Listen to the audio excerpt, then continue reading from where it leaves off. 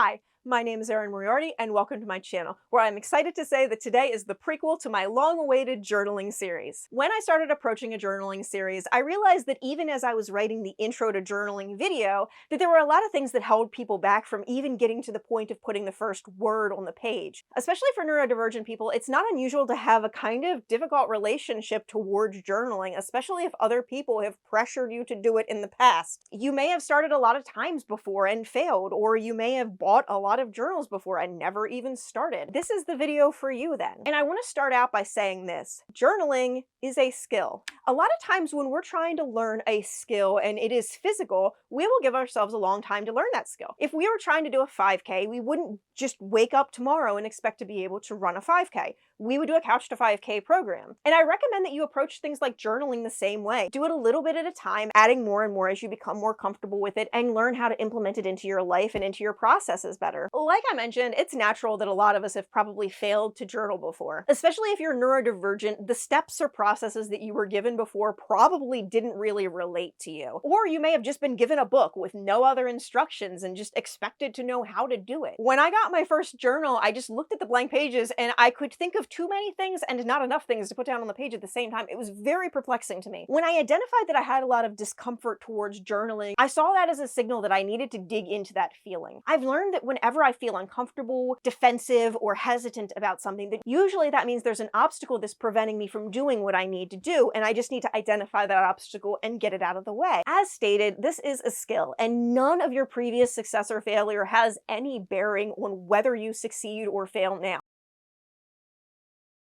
One of the things that I find that is most important but least spoken about is the need to set yourself up for sensory success, especially if you are neurodivergent. You can't be in a busy room surrounded by a bunch of other people and just vomiting your deepest, darkest thoughts into a book. It doesn't work. On some level, you probably know what things you need to do to be comfortable physically and emotionally, and I think that it's really important that you do that. I journal late at night in my bed. I get everything comfortable. I put my hue lights on blue so it's calming and relaxing. I have a lot of stickers and pens and other brightly colored things that I incorporate into my journal to make it more cheerful and less sterile and boring and businessy. If you are neurodivergent, the first step in literally anything that you do should be setting yourself up for sensory success. Whether that be getting noise-canceling headphones so you're not getting distracted, or like loop earbuds or something like that. Whether it's eating a food that the flavor and the scent comforts you and roots you back to your childhood and makes it easier for you to feel safe, or whether that just be the physical space that you're in, whether it's the chair or bed is not comfortable. All of those things matter when you have sensitive senses. My handwriting isn't pretty enough. This is one of the ones that really held me back the longest for the longest amount of time. It was really hard for me to mar the pages of a pretty journal with my messy handwriting, so there's a couple ways around that. First, you can always get a book that is around the right quality of your handwriting so you don't feel like you're messing something up. One of the things that I really like is traveler's notebooks. It's like a leather outside, and then you have refillable paper inserts that go inside, so that way if I trash the paper insert, I'm not like trashing the whole thing. I can just get rid of that at a later date. There are a lot of stamps and stickers and other pre-generated template type things that you can rely on as well. And with the stamps and stickers and such, you can have it set so all you need to do is like circle or check or what have you to notate the information that you're trying to notate. Obviously, if you're trying to like do all of your thoughts into your journal, you're not going to be able to do that with a stamp. But you can pretty it up with stickers and use brightly colored ink pens and things like that. This is a great example to get the kinds of stickers and stationery and stamps and things like that that you would love to use but don't have a reason to. And depending on your body, handwriting may be a skill that you can tune up. Even with my wrist reconstruction, I have been able to get my handwriting better through use of better quality ink and pens. I find that I write neater with a fountain pen and I write neatest in cursive. So things like that might be an option as well. I wanted to add a little bit of a footnote about spelling, grammar, and handwriting. A lot of us, especially Americans, in school have been really told since childhood that we need to have good spelling, good grammar, good handwriting, or the quality of our ideas isn't as good, or we're not getting things across well enough. And let me tell you, your handwriting, spelling, and grammar only matter in so much as the audience of the thing that you're working on. If you're making laws for an entire country, your spelling and your grammar matters a lot. If you're just journaling, all that matters is that it works for you. In the US especially, the focus on on handwriting, spelling, and grammar is often because of classism and because of discrimination against people who don't speak English. I mean, realistically, we don't care if doctors have bad handwriting. We acknowledge that doctors have bad handwriting, like that's a thing. Yet if you're a child and you have bad handwriting, it's like a sign of failure. I don't know what your thoughts are about graphologists, but I'm open to the concept that they may be able to tell traits of you based on your handwriting. I've seen a couple of videos from graphologists who basically say that perfect handwriting is often indicative that you're very emotionally repressed. And if you always write perfectly, that often indicates a lot of repression or things of that nature. One of the reasons I like watching graphologists is because a lot of the traits of my handwriting that I thought were like really bad or really messy are often associated with things like being imaginative and having an elaborate inner world. And I'm like, okay, I'm okay with my handwriting saying that about me. My end point of this little segue is you probably are more concerned with your handwriting, your spelling, and your grammar than is absolutely necessary, especially with regards to your journal. More than that, if graphologists are right, you express a lot of yourself and your own traits in your handwriting, and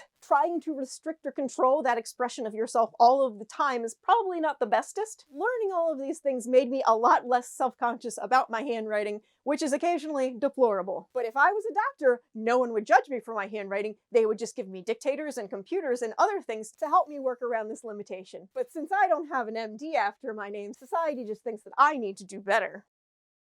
I don't know what I'd use it for. I think this is probably the single biggest thing that holds people back, just not really knowing what they're going to journal, or simultaneously having too many things to journal. I've written a list of things that you can use it for. Better memory of events, especially your positive ones. A coping skill for trauma, especially trauma dumping. A better ability to get things done despite limited resources. There are some journaling tricks with your to-do list that can make you a lot more productive, or at least can help you root out the things that you don't actually need to do. And from there, it's actually made me better at identifying what things I want versus what things society has kind of pushed upon me. It is perfect for that moment when you wake up late at night and you're like, crap, I cannot forget to do this in the morning. I used to sit up all night thinking that I was going to forget about that thing, but I write it down in my journal now, and then I just have it the next morning and I don't have to worry. It's also a great form of artistic expression and sensory play. Junk journals, scrapbooking, bullet journals, they're all really great ways to express yourself if you don't have a lot of time and energy to do other art, or if you don't want to spend a lot of money on art supplies.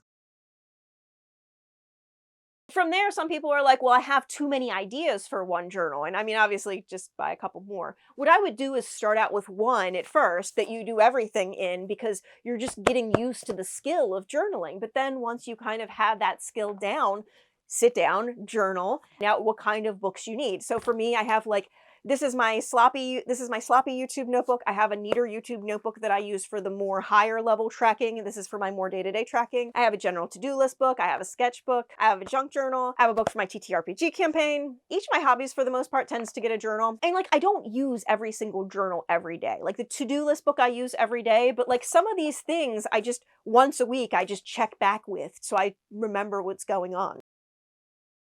One of the things that I really struggled with, though, was that I didn't really think my thoughts were important enough to mar the page of a journal. And if you're like that, let me tell you this. If your thoughts are so unimportant that you do not want them on a piece of paper, you definitely don't want them in your brain. Just get some really shitty paper. Write it on toilet paper. If that is what it takes to get you started, write it on toilet paper. I will also say that something that really helped me out was Wreck This Journal. It is or is it Wreck This Book? I don't know. It is a journal that you're designed to specifically wreck. And the process of destroying it, being told to destroy it and having to destroy it, it really allowed me to get over some attachment issues that I was having concerning my written word. That's all I have for this video. If you have any other things that have kept you from journaling, please let me know in the comments below. Like I said, there's going to be a whole series on journaling. I will try to get into as many questions as I possibly can. I really hope this helps you out, because it's really been huge to me, and I really want to pass along the things that I've learned. If you've watched thus far, you must have liked something, so please like, comment, and subscribe, and have a wonderful day. Bye-bye.